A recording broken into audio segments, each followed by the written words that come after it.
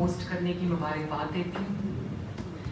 آپ کے انتظامات بہت اچھے ہیں اور زرداری صاحب کا اسپیشلی میں شکریہ ادا کرنا چاہتی ہوں کہ انہوں نے میرے لیے جو الفاظ کہے، جس شفقت کا انہوں نے مظاہرہ کیا، میں بہت بہت شکر گزار ہوں۔ تھینک یو زرداری صاحب، I am really grateful, thank you. ظلم انہوں نے برداشت کیے جو ہم سب کے خاندانوں نے برداشت کیے، اس کے باوجود میں یہ کہنا چاہتی ہوں کہ پاکستان کو اس نسل کی قربانیوں کا ثمر ابھی تک نہیں ملا۔ ہم ابھی تک اس پاکستان میں بیٹھے ہوئے ہیں، ہم ابھی تک اس پاکستان کے لیے کوشش کر رہے ہیں جس پاکستان میں قاضی فائز عیسیٰ اور جو جسٹس شوکت صدیقی صاحب ہیں، ان جیسے آئین اور قانون کے پر چلنے والے ججز کو تضحیک کا نشانہ بنایا جاتا ہے۔ ان کی وائف جو سرینا عیسیٰ ہیں، وہ لاٹھیاں ٹیکتے ہوئے جب کورٹ کے چکر لگاتی ہیں، ایف بی آر کے چکر لگاتی ہیں، تو ان کی تضحیک کی جاتی ہے۔ اور ایز اپوز ٹو دیٹ، جب عاصم سلیم باجوہ صاحب کے ہوش اڑا دینے والے ثبوت سامنے آتے ہیں اور تو ان کو آرام سے ایک صفحے کی کلیریفیکیشن ایشو کر کے ان کو این آر او مل جاتا ہے۔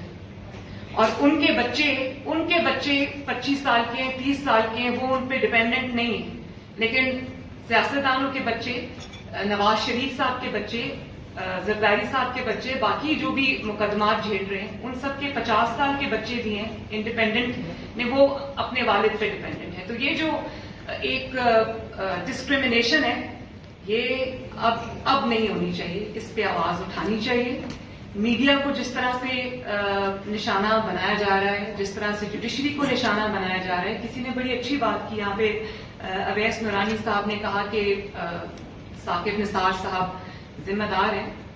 تو جوڈیشری کے اوپر جتنا برا وقت آیا ہے، میں سمجھتی ہوں کہ سیاستدانوں سے زیادہ برا وقت ان پہ ہے۔ سیاستدان تو بیانات دیتے ہیں، اسٹرگل کرتے ہیں، لڑتے ہیں، سامنے آتے ہیں، لیکن ان کی آرڈیل کا جو اندازہ ہے وہ آپ اس بات سے لگا لیں کہ جب قاضی فائز عیسیٰ صاحب کا ریفرنس سنا جا رہا تھا سپریم جوڈیشل کونسل میں، تو ایک جج صاحب نے، بڑے معزز جج صاحب ہیں، انہوں نے کہا کہ آپ نے ہمارے لیے بھی ہماری چیزیں بھی درازوں میں رکھی ہوتی ہیں، اور وقت ضرورت پڑنے پہ آپ وہ چیزیں درازوں سے نکالتے ہیں اور پھر بلیک میلنگ کرتے ہیں۔ بیٹیوں سے یہ بات کہنا چاہتی ہوں کہ ہم نے آزادی اس لیے حاصل نہیں کی تھی انگریز سے کہ آپ اگر کوئی حق اور سچ کی، آئین اور قانون کی بات کرتے ہیں تو رات کو ویگو ڈالے آپ کو آ کے اٹھا کے لے جاتے ہیں۔ تو یہ جو ویگو ڈالے والا کلچر ہے، یہ ختم ہونا چاہیے، ہراسمنٹ ختم ہونی چاہیے، پالیٹیشینز کی تضحیک ختم ہونی چاہیے۔ اگر کوئی قابل احترام ہے، ادارے سب قابل احترام ہیں اگر وہ اپنی حدود میں رہ کے کام کرتے ہیں، سب قابل احترام ہیں، لیکن اگر کوئی ادارہ سب سے زیادہ قابل احترام ہے تو وہ پارلیمنٹ ہے۔ اگر کوئی لوگ سب سے زیادہ پاکستان کے اندر قابل احترام ہیں تو وہ عوام کے ریپرزینٹیٹیوز ہیں۔ لیکن میں نئی نسل کو یہ کہنا چاہتی ہوں کہ آپ کو کیا یہ منظور ہے کہ آپ کے جو پالیٹیشنز ہیں، آپ کے جو نمائندے ہیں، جو آپ کو ریپرزینٹ کرتے ہیں، ان کو اس طرح سے تضحیک کا نشانہ بنایا جائے، ان کی کیریکٹر اسیسینیشن کی جائے، ان کی نسلیں جیلوں میں رلیں، ان کو پھانسیاں ہوں، ان کو جلاوطنی ہو، وہ بیمار ہیں اور وہ باہر اگر علاج کے لیے گئے ہیں، آپ نے خود بھیجا ہے اور آپ پیچھے سے ان کا تمسخر اڑائیں اور اس طرح کی بات کریں، تو یہ بات جو ہے وہ ناقابل برداشت ہے۔ یہ پاکستان ہم اپنے بچوں کے لیے چھوڑ کے نہیں جانا چاہتے۔ اور پھر میں ضرور ذکر کروں گی اس چیز کا کہ جس کو تحریک انصاف کہا جاتا ہے، انصاف کی تحریک ہے، اور ابھی پچھلے دنوں موٹر وے کے اوپر ایک خاتون کی جس طرح بے حرمتی کی گئی، میرا نہیں خیال کہ 72 سال میں کبھی اس قسم کی درندگی کی کوئی مثال ملتی ہے۔ اور وہ تو ایک سانحہ تھا، لیکن المیہ اس پہ یہ تھا جس طرح سے وہ بدنام زمانہ CCPO کی پروٹیکشن میں، اس کے ڈیفینس میں پوری حکومت عمران خان سمیت اس کے ڈیفینس میں سامنے آ گئی، میرا خیال ہے کہ یہ قومی المیہ تھا۔ اور صحافیوں پہ جس طرح سے آج کل جو بھی ہو رہا ہے، ابصار عالم صاحب پہ غداری کا مقدمہ بنایا گیا، جس طرح سے براڈ ڈے لائٹ میں وہ جن کو اٹھا لیا تھا، مدی اللہ جان صاحب کو جس طرح سے اٹھا لیا تھا، اور جس طرح سے عرفان صدیقی صاحب کو ہتھکڑیاں لگا کر، استاد ہیں، قلم ہے ہاتھ میں، ہتھکڑیاں لگا کر اڈیالہ جیل لے گئے، اور جس طرح سے میر شکیل الرحمان کو جیل میں رکھا ہوا ہے، یہ پاکستان کے لیے کوئی بہت خوبصورت مناظر نہیں ہے. یہ چیزیں ختم ہونی چاہیے.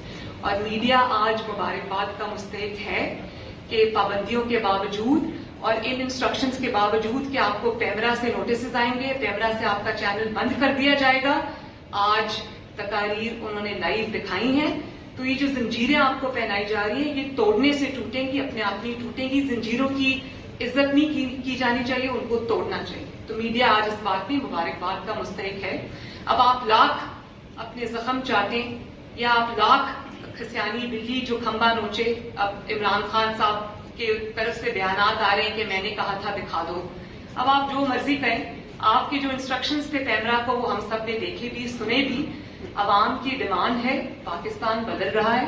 اور اگر کوئی یہ نہیں کسی کو سمجھ آ رہی کہ پاکستان بدل رہا ہے، اب ساجد گوندل صاحب جو SCCP کے ہیں ان کو اٹھا کے غائب کر دیا. اور 2 دن بعد جب وہ اپنے گھر آئے تو ان کو کہا گیا کہ آپ یہ کہیں کہ میں شمالی علاقہ جات کی سیر کرنے گیا تھا، شمالی علاقہ جات کی سیر کے لیے گیا تھا اور میرا فون بند تھا. اگر آپ یہ سمجھتے ہیں کہ لوگوں کو اب یہ چیزیں سمجھ نہیں آ رہی تو آپ کبوتر کی طرح آنکھیں تو بند کر سکتے ہیں، لیکن یہ پاکستان کا مستقبل نہیں ہے. تو بلاول آپ، میں، نئی نسل کے نمائندے ہونے کے ناطے ہمیں آج یہ عہد کرنا پڑے گا کہ ہم یہ والا پاکستان اپنی بہنوں، بیٹیوں، بچوں کے لیے چھوڑ کے نہیں جائیں گے. اور یہ جو بات کہی جاتی ہے کہ آج میں یہ سن رہی ہوں کہ اداروں کے خلاف بات ہو گئی. عمران خان کا میاں صاحب نے بالکل صحیح کہا کہ عمران خان ہمارا مسئلہ نہیں ہے.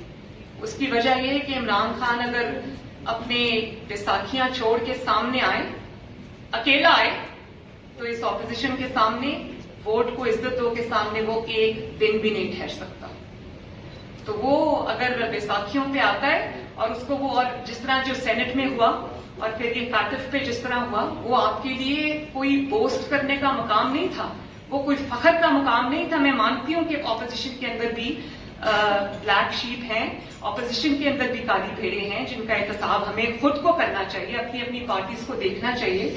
لیکن اس پہ جو فخر کیا جا رہا تھا کہ اپوزیشن ہار گئی اور حکومت جیت گئی، تو یہ دھوکہ بازی جو ہوئی ہے اور یہ جو اس قسم کی حرکتیں ہوئی ہیں، یہ شرم کا مقام ہے، فخر کا مقام نہیں ہے. اور یہ نہ صرف حکومت کے لیے شرم کا مقام ہے بلکہ جو اس میں شامل ہیں ان کے لیے بھی یہ شرم کا مقام ہے. اور بطور پاکستانی، پاکستان اسلامی جمہوریہ پاکستان ہے، اس کے لیے یہ شرم کا مقام ہے. تو عمران خان صاحب اکیلے اگر آئیں گے، اکیلے آئیں تو ایک دن میں انشاءاللہ تعالی گھر جائیں گے. لیکن پھر بھی میں یہ کہوں گی کہ اب جو وہ کہتے ہیں نا کہ علامہ اقبال کا شعر ہے جرم ضعیفی کی سزا مرگ مفاجات، میری والدہ یہ کہا کرتی تھی. تو اب تو ہم اب اپوزیشن کے پاس اب کوئی گنجائش نہیں ہے ضعیفی دکھانے کی. ضعیفی اب جرم بن گیا. اب ہمیں آگے بڑھنا ہوگا. ہمیں اس چیز کو عوام کے لیے، کیونکہ جب ووٹ کو عزت نہیں ہوتی، ووٹ کو عزت نہیں ملتی، تو یہ جو مہنگائی ہو رہی ہے اور یہ جو ادویات، آٹا، چینی، پیٹرول، ڈیزل، یہ سب مہنگا ہو رہا ہے، یہ سب علامات ہوتی ہیں.